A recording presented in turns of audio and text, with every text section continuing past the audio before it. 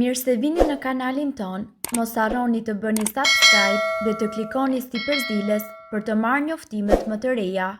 Faleminderit! Një muaj para atakut në zemër, trupi do ju paralajmëroj këto 3 shenja që do ju kushtojnë jetën.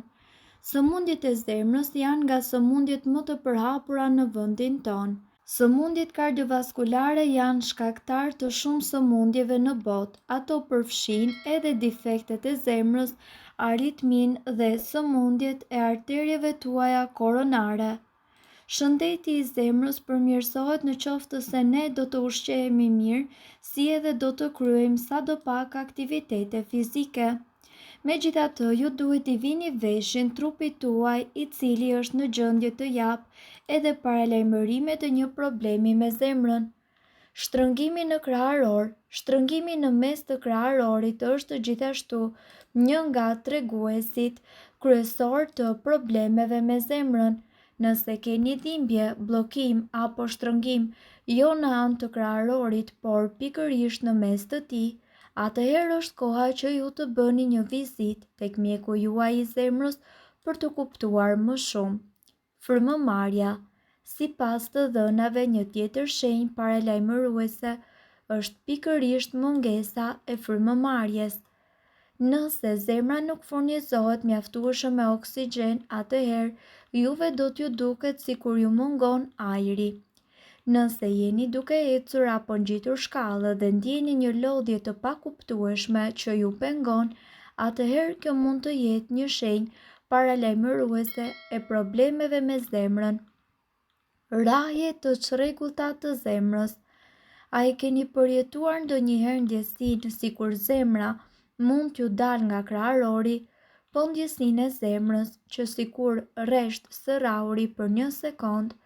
Ajo për të cilën po flasim në këtë video ka të bëjë me rrahjet e çrregullta të zemrës, një fenomen i cili zgjat krejt pak, por që mundet të ndodh shpesh, jo vetëm kur jeni në lëvizje, por edhe kur jeni ulur, shtrirë ose duke qëndruar në heshtje.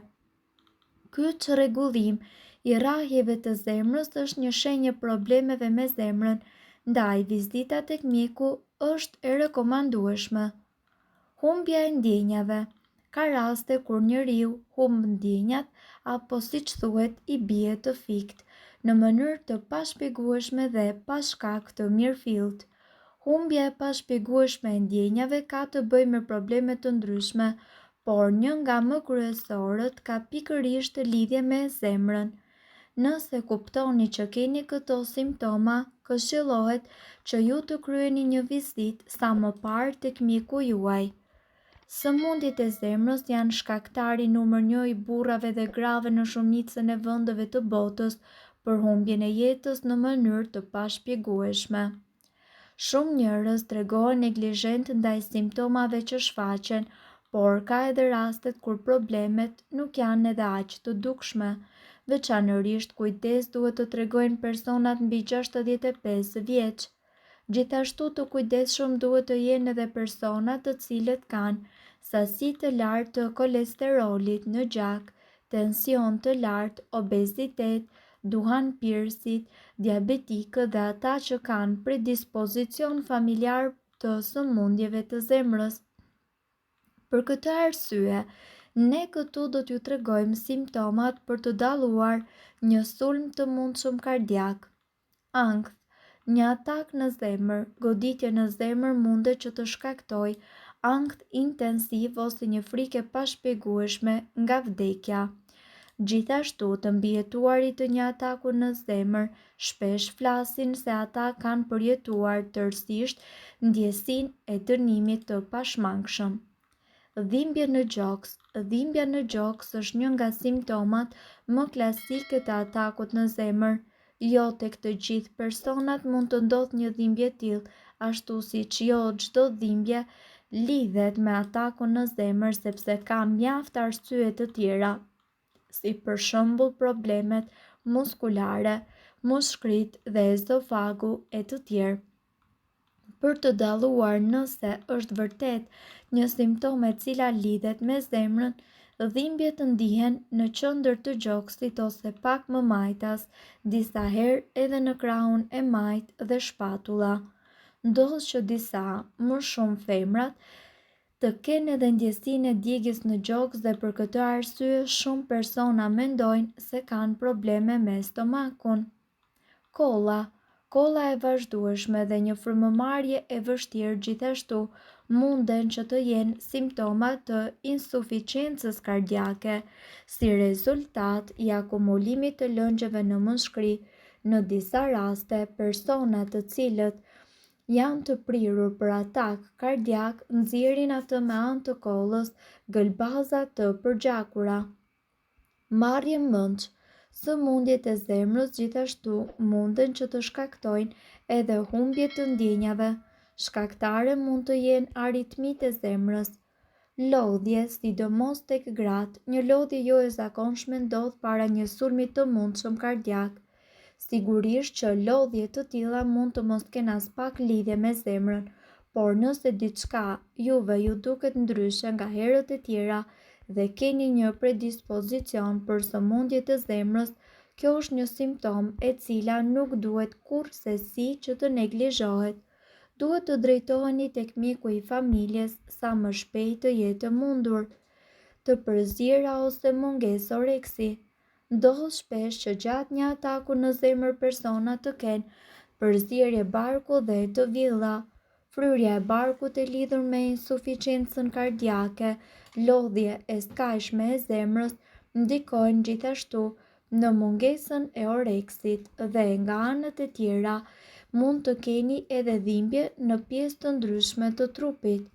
Sipas ekspertëve, në shumë sulme të mundshme kardiake, dhimbja fillon në gjoks dhe përhapet më pas në shpatulla, krah, bërryla, mbrapa qafe, nofulla edhe bark, por ka raste kur nuk ndihet dhimbje në gjoks, por vetëm në pjesët e tjera të trupit.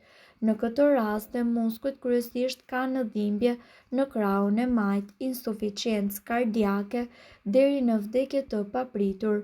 Mungesë frymëmarrje. Shumë njerëz të cilët kanë vështirësi në frymëmarrje gjatë një aktiviteti normal ose edhe në momente pushimi, shpesh munden që të kenë probleme në muskëri, si për shembull astma ose bronkopneumati kronike obstruktive. Por mund të jetë edhe një tregues i një ataku kardiak. Në disa raste, pacientët të cilët kanë pësuar atak kardiak nuk kanë ndjerë dhimbje në gjoks, por vështirësi të theksuar për të marrë frymë.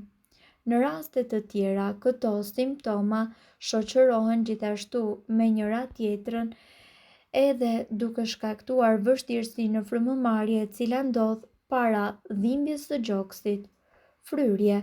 Insuficienca kardiake mundet gjithashtu që të shkaktojë grumbullim të lëngjeve dhe kjo mundet të shkaktojë ëndje në zona të ndryshme, si për shembull në këmbë, kavilje dhe gjithashtu në bark. Djersitje.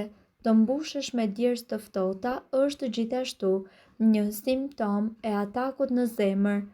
Munden gjithashtu thjesht të jeni të ulur në karrige kur papritmas ju do të filloni të djersiteni sapo të kryeni ushtrime fizike.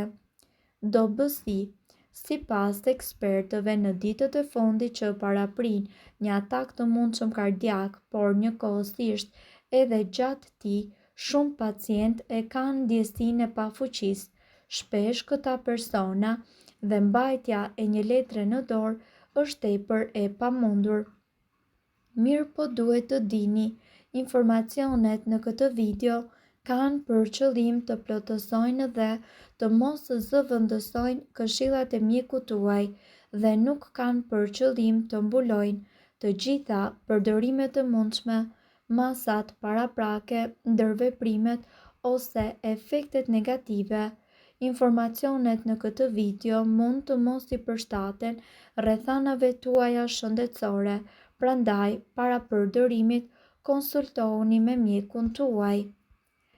Nëse doni të dëgjoni video tona që ne postojmë çdo ditë, kliko subscribe. Ju ftojmë gjithashtu të bëni like në video tona nëse i keni dëgjuar dhe pëlqyer ato.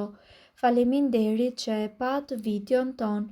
Shpërndajeni këtë video në profilin tuaj në mënyrë që të informohen edhe shokët tuaj. Faleminderit.